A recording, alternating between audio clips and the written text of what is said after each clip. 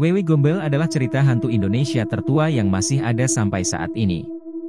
Hantu ini oleh masyarakat dipercaya sebagai wanita yang bunuh diri setelah sebelumnya membunuh suaminya. Wanita itu tidak bisa memberikan keturunan sehingga suaminya selingkuh dengan wanita lain yang membuatnya tidak berpikir panjang untuk membunuhnya. Ia dipercaya berasal dari daerah Gombel, Semarang, yang dulunya dijadikan sebagai tempat pembunuhan pada masa penjajahan. Waktu kedatangan Wewe Gombel biasanya menjelang maghrib di mana ia akan menculik anak-anak yang berada di luar rumah. Anak-anak tersebut akan dibawa ke alam lain karena dianggap tidak mempunyai rumah. Dari mitos tersebut, orang tua suka melarang anaknya untuk bepergian keluar rumah ketika waktu maghrib karena bisa diculik oleh Wewe Gombel. Namun, di balik itu mitos tersebut tersimpan pesan kepada orang tua agar selalu mengawasi dan memperhatikan anak-anaknya untuk tidak bepergian ke tempat yang berbahaya. Cerita horor Indonesia lainnya datang dari Pulau Kalimantan bernama Kuyang. Sosoknya seperti manusia ketika siang hari dan berbaur dengan masyarakat, namun ketika malam hari ia menjelma menjadi hantu yang menyeramkan. Ia mampu melepaskan kepala dari tubuhnya. Tidak hanya itu, kepala tersebut bisa terbang bersama dengan anggota organ dalam seperti jantung, hati, dan usus. Ketika terbang, muncul cahaya berwarna merah menyerupai api yang mengikutinya dari belakang. Ia memiliki dua taring di sebelah kanan dan kiri mulutnya. Kuyang dipercaya sebagai hantu yang suka meminum darah dari seorang ibu yang hamil atau baru melahirkan, serta darah dari bayi yang baru lahir. Agar korbannya tidak curiga, Kuyang biasanya mampu merubah dirinya menjadi seekor kucing atau menjadi burung. Nyi Roro Kidul menjadi cerita horor Indonesia yang melegenda bagi masyarakat Jawa khususnya yang tinggal di daerah pesisir pantai selatan. Banyak versi yang menyebutkan asal-usulnya, salah satunya menyebutkan bahwa ia merupakan putri Prabu Siliwangi dari kerajaan Pajajaran bernama Putri Kandita. Kehadiran Putri Kandita tidak disukai oleh Selir dan saudara-saudaranya hingga ia dikutuk oleh seorang penyihir dengan penyakit kusta. Prabu Siliwangi dihasut oleh Selir dan anak-anaknya untuk mengusirnya dari kerajaan. Mendengar hal tersebut, Putri Kandita melarikan diri dari kerajaan dan mendapat bisikan gaib untuk menceburkan dirinya ke Laut Jawa bagian selatan. Setelah itu Putri Kandita sembuh dari kutukan tersebut dan memutuskan untuk tinggal di Laut Selatan bersama pasukannya hingga kini. Cerita yang menyeramkan dan melegenda adalah larangan memakai baju hijau ketika berkunjung ke pantai selatan. Bagi siapapun yang memakai pakaian hijau di sepanjang pantai selatan, ia akan tertimpa kesialan yaitu diculik oleh penguasa pantai kidul. Pertama ia akan dijadikan pasukan kerajaan dan kedua, ia akan dijadikan sebagai pelayan istana Nyi Roro Kidul. Terlepas dari benar tidaknya cerita tersebut, sejumlah masyarakat pesisir Laut Selatan mempercaya mitos tersebut hingga kini.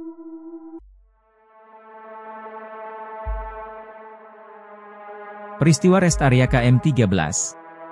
Dini hari itu sekitar pukul 2, aku sebagai seorang kernet ekspedisi bersama Pak Harun, sopir truk yang sudah sering menjadi partnerku menjalankan tugas menempuh perjalanan lintas provinsi untuk mengirimkan barang dengan truk tua dan usang. Setelah berjam-jam kami berkendara di jalan tol tanpa henti, kami pun kelelahan dan memutuskan untuk mencari rest area terdekat untuk beristirahat. Ada hal yang aneh terjadi, kami tidak menemukan rest area yang biasa kami singgahi. Padahal baru minggu lalu kami melintasi rute jalan tol ini dan selalu beristirahat di rest area yang sama. Dalam kebingungan, tiba-tiba muncul papan tanda, rest area KM13, dengan panah yang menunjuk ke jalan kecil. Kami merasa heran karena baru tahu ada rest area di lokasi tersebut dan rest area itu tidak tercatat dalam GPS kami. Tapi, karena kami sudah sangat kelelahan, kami memutuskan untuk masuk. Kulihat rest area tersebut tampak baru dengan fasilitas yang cukup lengkap. Ada beberapa truk dan mobil pribadi yang terparkir. Para pengemudi dan penumpang tampak santai menikmati kopi di warung kecil yang nyaman. Aku turun dari truk untuk menghirup udara malam yang segar dan meregangkan tubuhku yang pegal-pegal setelah duduk berjam-jam. Aku memutuskan untuk berjalan-jalan dan melihat sekitar rest area yang belum pernah aku singgahi sebelumnya. Sementara Pak Harun tetap di dalam truk karena ingin tidur sejenak sebelum melanjutkan perjalanan kembali. Hal aneh terasa lagi olehku, suasana terasa hening sekali, tidak ada suara bising yang biasa terdengar seperti di rest area lain. Setelah sekian menit, aku baru menyadari, beberapa pengunjung di sana tidak tahu akan keberadaanku di sana dan seolah-olah mereka tidak bisa melihatku. Tapi mungkin ini hanya perasaanku saja karena belum ada asupan kafein lagi sejak sore tadi sebelum memulai perjalanan. Aku pun masuk ke warung kecil untuk memesan kopi. Warung itu dijaga oleh seorang wanita tua. Beberapa saat kemudian kopi yang kupesan sudah siap. Sambil menyodorkan segelas kopi kepadaku, wanita tua itu memberikan nasihat yang kurasa ambigu dengan nada misterius. Hati-hati di jalan ya. Banyak yang tidak terlihat oleh mata. Jujur aku merinding mendengar perkataan si wanita tua itu dan ada sesuatu hal yang tak wajar yang aku rasakan. Aku kembali ke truk mengajak Pak Harun untuk melanjutkan perjalanan. Kami mencoba memastikan dan mencari lokasi rest area yang kami singgahi tadi di GPS dan peta digital, tapi kami tidak dapat menemukan jejak lokasi rest area tersebut. Kami berdua mulai panik dan bertanya-tanya apakah tempat yang disinggahi tadi itu hanya sebuah ilusi dan halusinasi kami belaka? Kami memutuskan untuk tidak lebih lanjut lagi mencari lokasi tersebut. Meskipun kami sangat penasaran. Kejadian itu terus-menerus menjadi pertanyaan dalam benakku, apakah itu hanya sebuah ilusi atau memang kejadian yang nyata? Seketika aku teringat pada perkataan wanita tua si penjaga warung di rest area itu ketika aku memesan kopi. Hati-hati di jalan ya. Banyak yang tidak terlihat oleh mata. Banyak yang tidak terlihat oleh mata. Aku memejamkan mata sambil menghela napas, biarlah rest area KM13 itu tetap menjadi misteri yang tak terpecahkan dan menjadi bagian dari kisah hidupku yang tak akan bisa aku lupakan selamanya. Warung gaib Alas Roban. Seorang pemuda yang ikut dalam rombongan bus saat pulang mudik mengalami kejadian horor. Kejadian tersebut dialami sekitar tahun 2017. Kisah ini dialami oleh seorang remaja laki-laki yang bernama Bian. Saat itu, Bian lagi pulang kampung lebaran, jadi dia naik bus dari Ciledug menuju ke Jepara. Ketika masuk Bian melihat penumpang di dalam bus tidak terlalu banyak, hanya 6 orang saja. Bian duduk di dalam bus tersebut, dan saat perjalanan memasuki waktu maghrib, Bian memutuskan untuk sholat sambil duduk di dalam bus. Ketika lagi sholat, Bian merasa telinganya ada yang meniup-niup, dan inilah awal kejadian horor yang dialami Bian. Singkat cerita, bus terus berjalan sampai akhirnya ketika memasuki daerah Alas Roban, bus mendadak mogok. Bian akhirnya turun dari bus untuk merokok, dan saat itu juga ada satu bapak-bapak yang turun dari bus karena jauhnya perjalanan membuat mereka lapar. Mereka memutuskan untuk mencari warung terdekat di sekitar bus yang mogok. Setelah mencari kesana kemari, akhirnya Bian menemukan ada warung yang agak masuk ke dalam, sepertinya warung itu masih buka karena lampunya terang pada saat itu.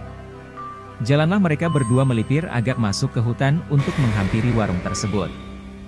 Nah ketika sudah masuk ke warung, Bian tidak melihat ada siapapun, bahkan di etalase warung tidak ada makanan sama sekali. Tetapi mereka berdua mendengar seperti ada orang yang sedang mencuci piring di belakang warung.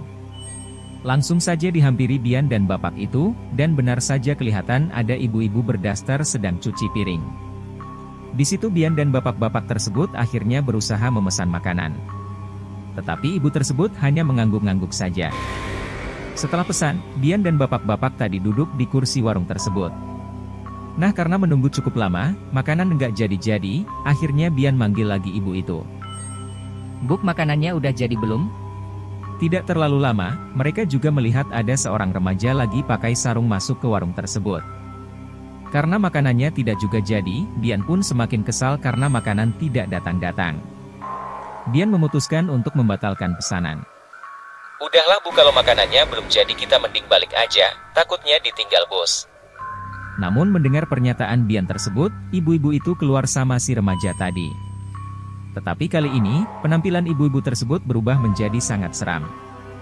Sambil memegang rambut dan mukanya yang sudah hancur, ibu itu mengatakan akan segera membuatkan makanan untuk Bian. Kemudian disusul muncul lagi remaja yang tadi masuk warung dengan wajah yang lebih seram, menyerupai genderuwo. Bian dan bapak-bapak tadi kaget, dan bahkan bapak-bapak tadi langsung meloncat dan lari ke arah bus. Bian pun juga memutuskan untuk lari meninggalkan warung. Nah saat Bian melihat ke arah belakang, ternyata bukan hanya dua sosok itu saja yang ada di sana, melainkan juga ada sosok pocong. Setibanya di bus, ternyata bus telah selesai diperbaiki dan siap berangkat. Dengan nafas tergesa-gesa, Bian meminta sopir bus untuk segera jalan. Sopir bus bertanya ke Bian apa yang terjadi. Bian pun mengatakan bahwa dia dan bapak-bapak tadi masuk ke warung kait. Tadinya sopir dan penumpang yang lain tidak percaya dengan cerita Bian dan bapak-bapak tersebut. Hingga ketika bus mulai berjalan, si sopir bus melihat ada rombongan anak kecil ada di samping jalan ketika bus itu lagi lewat. Akhirnya bus itu berhasil jalan dan meninggalkan kawasan horor Alas Roban ini. Kisah bus hantu Alas Roban. Diceritakan bahwa pada suatu malam yang gelap gulita, seorang pengendara motor sedang melakukan perjalanan dari Tegal menuju Surabaya. Perjalanan ini memaksa sang pengendara motor melewati daerah terpencil yang dikenal sebagai Alas Roban. Pada saat itu, pencahayaan jalannya sangat minim bahkan hampir tidak ada sama sekali. Tengah malam yang sunyi, sang pengendara motor merasakan ketakutan yang mendalam. Kekurangan pencahayaan hanya menambah suasana mistis di sepanjang jalan. Angin dingin berhembus sesekali, memberikan sentuhan kengerian pada malam itu. Selama perjalanan, tidak ada kendaraan lain yang menemani, hanya kegelapan malam yang menyelimuti. Ketegangan semakin bertambah saat sebuah bus muncul dengan kecepatan tinggi, namun tidak menunjukkan tanda-tanda akan menyalip sang pengendara motor. Meskipun pengendara motor tersebut memberikan sinyal agar bus itu maju di depan, bus tersebut tetap saja mengikuti dari belakang. Kejadian ini menciptakan aura ketegangan dan ketidaknyamanan yang mencekam. Di kalangan masyarakat, telah beredar kabar bahwa di daerah Alas Roban, terdapat sebuah bus hantu yang menjadi mitos menyeramkan. Mitos ini memberikan peringatan kepada pengendara motor untuk tidak berani menoleh ke belakang selama melewati daerah tersebut. Konon, jika melanggar larangan tersebut, sesuatu yang mengerikan akan terjadi. Namun, sang pengendara motor dalam kisah ini tidak menyadari peringatan tersebut. Ketika keingintahuannya tak terbendung, ia memutuskan untuk menoleh ke belakang. Kejutan besar menyergapnya saat mengetahui bahwa bus yang mengikutinya adalah sebuah bus usang dan tua, dalam keadaan rusak parah, tanpa pencahayaan sama sekali. Dalam kepanikan, sang pengendara motor memacu motornya dengan secepat mungkin. Namun, bus hantu itu tetap mengikutinya, bahkan menabrak sang pengendara motor. Kejadian aneh terjadi, meskipun bus tersebut tampaknya menabrak pengendara, tidak ada kecelakaan yang terjadi. Bus itu seolah-olah menembus tubuh pengendara motor dan menghilang begitu saja. Kisah misteri ini meninggalkan banyak tanya di benak orang-orang yang mendengarnya. Apakah bus hantu di Alas Roban benar-benar nyata atau hanya mitos belaka? Apakah pengendara motor itu mengalami pengalaman gaib atau hanya imajinasi yang liar?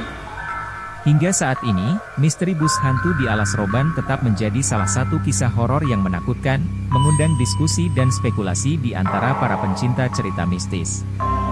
Terima kasih sudah menonton channel Fastbone. Jangan lupa subscribe, like, dan komen. Bagi teman-teman yang mempunyai cerita horor, silahkan hubungi kami jika ingin berbagi. Terima kasih.